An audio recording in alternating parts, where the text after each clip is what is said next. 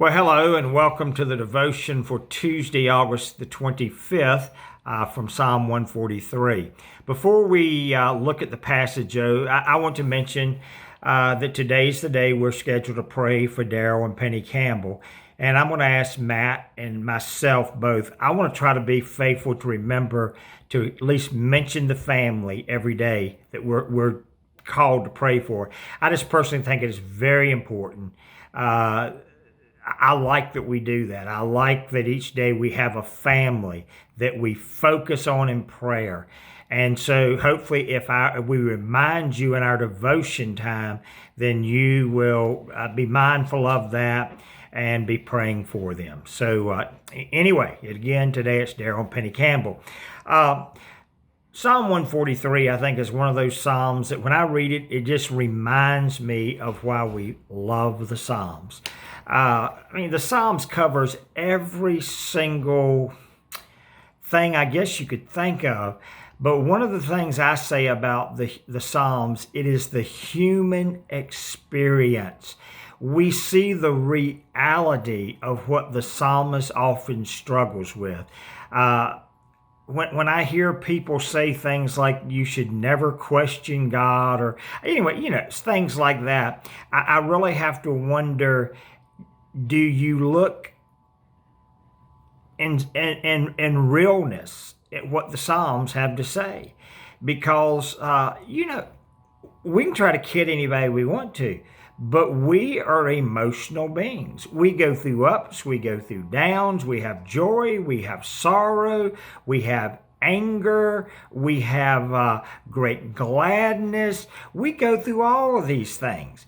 And when I read the Psalms, I see that the psalmist had these times of, just as they experienced life, they were trying to figure it out. And at times they could be praising God with everything within them. And other times they could be saying, God, why aren't you doing something about this? Well, Psalm 143 is another one of those prayers that David is praying because he feels like his enemy is after him. And when you come to verse 4, everybody, if we're honest, can experience this. Therefore, my spirit is overwhelmed within me. My heart within me is distressed. I can tell you as a pastor, I talked to enough people to know everybody, if they're honest, experiences seasons like this.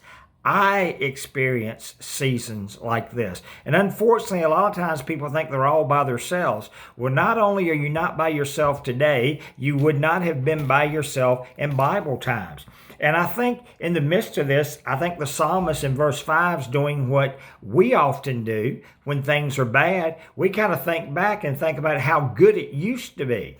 So as he says, I remember the days of old. I think he's remembering what he thinks as being the good times. But I want to just look at it. There's 6 things in verses 7 through 11 that he prays and he asks the Lord to help him with. Beginning with verse 8. Things that he says, God, help me do these. Verse 8, calls me. God, help me. Calls me to hear your loving kindness. On down. Calls me to know the way I should walk therein. I want to know these things. Lord, I want to hear your loving kindness. I trust in you. Calls me to know your way that I may walk therein. Then verse 9, deliver me. Deliver me, O Lord, from my enemies, for in you I take shelter. It's as if the psalmist David here is praying for God to do something for him, in him, and through him that he is not able to do of his own power. Certainly, in his own being, he wants to hear the loving kindness of God. I think he wants to know the way in which he should walk, but he recognizes his need for the Lord to help him in these things. So calls me, deliver me, and then he says, teach me. Teach me to do your will, for you are my God. I mean, what great things to pray. That God would help us to know these ways. And of course, I did skip over verse 7, where he says, answer me speedily. He's asking God for very specific things. But then the last thing is in verse 11, revive me, O Lord, for your name's sake. Verse 4, his heart is overwhelmed. Verse 11, Lord, revive me. You know, God's in the reviving business. He really is. David prayed in Psalm 23 and said, he restores my soul. You know, today you might be in that place where your heart is overwhelmed.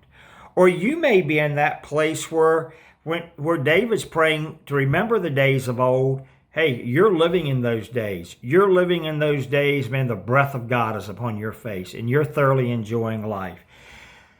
But let's pray that God will continue to revive us.